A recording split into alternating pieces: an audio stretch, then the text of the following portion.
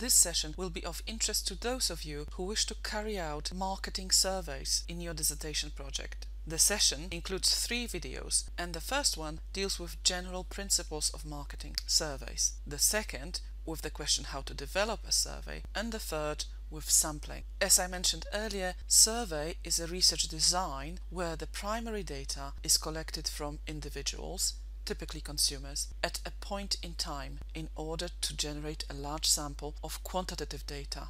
The data is then used to provide descriptive information about consumers or to test a theoretical model. Survey is more than a method of data collection because it involves a range of collection, analysis, and evaluation techniques. At this point, you may ask yourself, do I really need to collect primary data for my marketing dissertation? The answer is probably yes. In marketing, we tend to collect primary data from surveys or other methods outlined here because we are frequently interested in phenomena where no secondary data exists. For example, consumer surveys provide insight about attitudes, beliefs, and behaviors of a particular group of consumers, and such information cannot be gauged from secondary data. This absence of secondary data is typical to marketing research and distinguishes marketing research from research in other fields of management or social science, such as education, sociology, or indeed other business subjects, such as economics or accounting, where the use of secondary data is more common. This is not to say that secondary surveys or surveys containing secondary data do not exist in marketing. There is some evidence that the use of secondary data in marketing is growing. Here are a few examples of existing data sets in social science that you can use, and a link to UK data archive through which such data can be accessed is helpful. However, there seems a limited chance that you can use secondary data in your marketing dissertation because the existing data sets rarely address issues of relevance to marketeers. Primary surveys remain the most common data collection method in marketing, and multiple subdisciplines within marketing, and more broadly multiple disciplines in management, use surveys. The closer look at surveys reveals an important difference, and I would like to say a few words to consider the different types of surveys in marketing.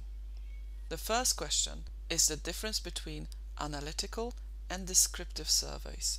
Considering the primary objective of a research project, we can distinguish between descriptive surveys and analytical surveys.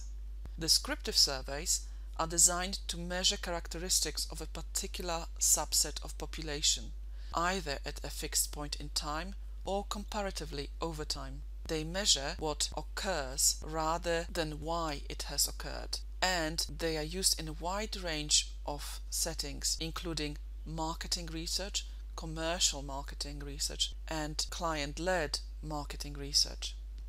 By contrast, analytical surveys attempt to use data from a cross-sectional sample and explore or test a theory. Their principal aim is to look for associations between variables. In marketing research, analytical surveys typically try to explain one or two dependent variables using one or more independent variables. The variables measure abstract concepts such as satisfaction, motivation, loyalty, trust, or commitment.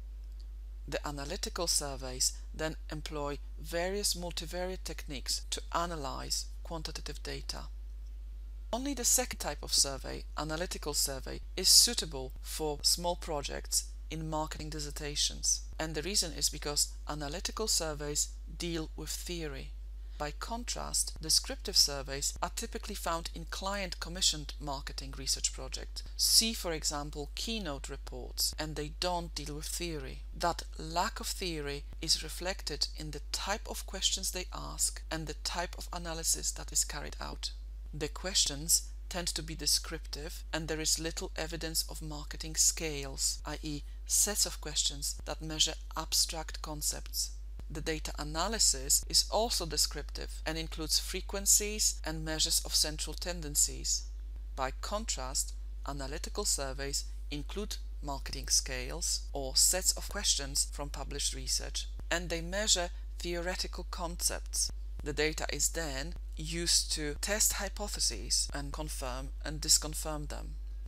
Marketing surveys typically focus on individual consumers, and the questionnaires can be distributed, or we would say administered, using different methods. Considering these methods of administration, surveys range from self-administered surveys, where an interviewer is not present and respondent is left to their own devices when answering questions, to interviewer-administered questionnaires, where interviewer asks questions.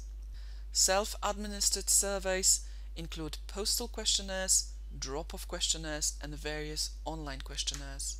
All of them have the advantage of being cheap and anonymous, but they suffer from poor response rates and cannot include non-straightforward questions to avoid confusion on the part of respondent.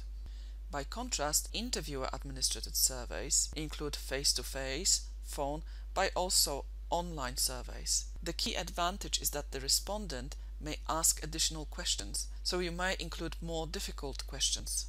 However, interviewers introduce variability, and interviewer-administered questionnaires tend to be more time-consuming and more costly. Considering that you have limited time and no resources to carry out your master dissertation, you have probably two options for administration of surveys: online or drop-off. To do the first one, the online survey, you can use survey tools such as SurveyMonkey or similar, and then use your contacts to distribute the survey and gather response.